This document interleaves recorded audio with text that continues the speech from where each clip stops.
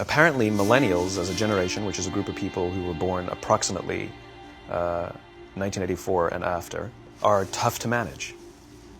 And they're accused of being entitled and narcissistic, self-interested, unfocused, lazy. But entitled is the big one. And because they confound leadership so much, what's happening is leaders are asking the millennials, what do you want? And millennials are saying, we want to work in a place with purpose, love that. We want to make an impact, whatever that means. We want free food and beanbags. And yet, for some reason, they're still not happy. The generation that we call the millennials, too many of them grew up subject to, not my words, failed parenting strategies, where, for example, they were told that they were special all the time. They were told that they could have anything they want in life, just because they want it. Some kids got participation medals. You got a medal for coming in last, right? Which the science we know is pretty clear, which is it devalues the medal and the reward for those who actually work hard, and it actually makes the person who comes in last feel embarrassed because they know they didn't deserve it, so it actually makes them feel worse, right? So you take this group of people, and they graduate school, and they get a job, and they're thrust into the real world, and in an instant, they find out they're not special, their moms can't get them a promotion, that you get nothing for coming in last, and by the way, you can't just have it because you want it, right? And in an instant, their entire self-image is shattered. And so you have an entire generation that's growing up with lower self-esteem than previous generations. The other problem, to compound it, is we're growing up in a Facebook, Instagram world. In other words, we're good at putting filters on things. We're good at showing people that life is amazing even though I'm depressed, right? And so everybody sounds tough, and everybody sounds like they got it all figured out. And the reality is there's very little toughness, and most people don't have it figured out. So you have an entire generation growing up with lower self-esteem than previous generations, right? Through no fault of their own. Through no fault of their own, right? They were dealt a bad hand, right? Now let's add in technology. We know that engagement with social media and our cell phones releases a chemical called dopamine. That's why when you get a text, it feels good. So, we've all had it where you're feeling a little bit down or feeling a bit lonely, and so you send out 10 texts to 10 friends, hi, hi, hi, hi, hi, because it feels good when you get a response, right? Right? It's why we count the likes. It's why we go back 10 times to see if my Instagram is growing slower.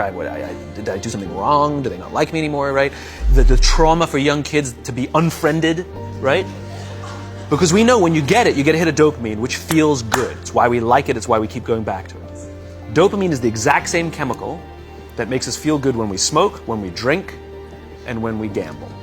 In other words, it's highly, highly addictive. You have an entire generation that has access to an addictive, numbing chemical called dopamine through social media and cell phones as they're going through the high stress of adolescence. Why is this important? Almost every alcoholic discovered alcohol when they were teenagers. When we're very, very young, the only approval we need is the approval of our parents.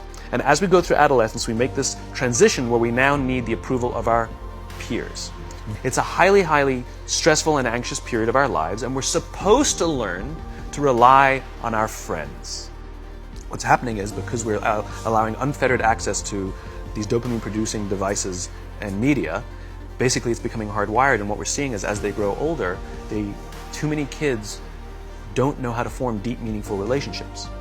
Their words, not mine. They will admit that many of their friendships are superficial. They will admit that their friends, that they don't count on their friends, they don't rely on their friends, they have fun with their friends, but they also know that their friends will cancel on them as something better comes along. Deep, meaningful relationships are not there because they never practice the skill set, and worse, they don't have the coping mechanisms to deal with stress. So when significant stress starts to show up in their lives, they're not turning to a person, they're turning to a device, they're turning to social media, they're turning to these things which offer temporary relief. We know, the science is clear, we know that people who spend more time on Facebook suffer higher rates of depression than people who spend less time on Facebook. Right? These things balanced. Alcohol is not bad. Too much alcohol is bad. Gambling is fun. Too much gambling is dangerous. Right? There's nothing wrong with social media and cell phones. It's the imbalance. Right? If you're sitting at dinner with your friends and you're texting somebody who's not there, that's a problem. That's an addiction. If you're sitting in a meeting with people you're supposed to be listening to and speaking, and you put your phone on the table, face up or face down, I don't care, that sends a subconscious message to the room that you're just not that important to me right now, right? That's what happens. And the fact that you cannot put it away is because you are addicted, right? If you wake up and you check your phone before you say good morning to your girlfriend, boyfriend, or spouse, you have an addiction. And like all addiction, in time, it'll destroy relationships, it'll cost time, and it'll cost money, and it'll make your life worse. Everything you want, you can have instantaneously. Everything you want, instant gratification. Except job satisfaction and strength of relationships, there ain't no app for that. They are slow, meandering, uncomfortable, messy processes.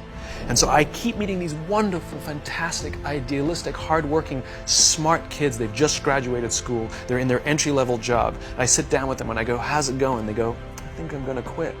I'm like, why? They're like, I'm not making an impact. I'm like, you've been here 8 months. You know? It's as if they're standing at the foot of a mountain and they have this abstract concept called impact that they want to have in the world, which is the summit. What they don't see is the mountain. I don't care if you go up the mountain quickly or slowly, but there's still a mountain. And so what this young generation needs to learn is patience. That some things that really, really matter, like love, or job fulfillment, joy, love of life, self-confidence, a skill set, any of these things, all of these things take time. Sometimes you can expedite pieces of it, but the overall journey is arduous and long and difficult. We now have a responsibility to make up the shortfall and to help this amazing, idealistic, fantastic generation build their confidence, learn patience, learn the social skills, find a better balance between life and technology. Because, quite frankly, it's the right thing to do.